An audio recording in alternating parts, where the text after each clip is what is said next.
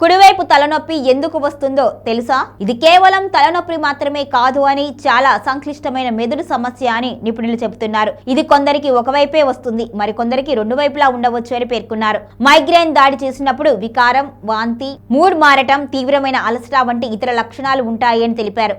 ఈ సమయంలోనే వెలుగు, చప్పుడు, వాసనలు భరించలేకపోవచ్చు అని, ఇది కొద్ది గంటల నుంచి రోజుల వరకు ఇబ్బంది పెడుతుంది అని పేర్కొన్నారు. మెదడులో జ్ఞానేంద్రియాలకు సంబంధించిన నాడులు అతిగా స్పందించడం వలన మైగ్రేన్ కు దారి తీస్తుంది అని వివరించారు. హఠాత్తుగా తలెత్తే ఈ నొప్పి చాలా ఎక్కువగా ఉంటుంది అని, రోజు ఒకే సమయానికి లేదా రోజు విడిచి రోజు వస్తుంది అని నిపుణులు చెబుతున్నారు. ఇలా వారాల కొద్దీ వేధిస్తుంది అని, నొప్పి కనీసం అరగంట వరకు కొనసాగుతుంది అని పేర్కొన్నారు.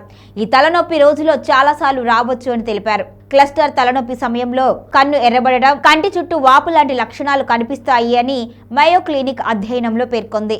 పేరుకు తగ్గట్టుగానే చాలా వరకు మానసిక ఒత్తిడితో ప్రేరేపితమవుతుంది అని నిపుణులు చెబుతున్నారు. ముఖ్యంగా ఒత్తిడికి లోనైనప్పుడు మెడ, ముఖం, మాడు, దవడ కండరాలు బిగుతుగా అవుతాయి. ఇది నొప్పికి దారితీస్తుంది అని వివరించారు. అంతేకాకుండా నిద్రలేమి, ఒంట్లో నీటి శాతం తగ్గడం, శరీర భంగిమ అస్తవ్యస్తం కావడం కూడా దీనికి దోహదం చేయవచ్చు అని తెలిపారు. ఈ తలనొప్పి కొందరికి కొద్ది గంటల నుంచి రోజుల వరకు ఉంటే, మరికొందరికి విడవకుండా వేధించవచ్చు అంటున్నారు. నెలలో 15 కన్నా ఎక్కువ రోజులు తలనొప్పి వస్తూ ఉంటే దీర్ఘకాలిక సమస్యగా భావిస్తారు అని, అంటే ఎక్కువ రోజులు దీంతోనే సతమతం అవుతూ ఉంటారు అని వెల్లడించారు. కొన్ని టెన్షన్స్, తలనొప్పులు, అలసట, భావోద్వేగ ఒత్తిడి లేదా దవడ కండరాలు లేదా కీళ్లకు సంబంధించిన సమస్యల వలన ప్రేరేపించబడతాయి అని హార్వర్డ్ హెల్త్ పబ్లిషింగ్ అధ్యయనంలో పేర్కొంది. Hi everyone, Nenu mi Vedika. Please subscribe to Volgo Health. Don't forget.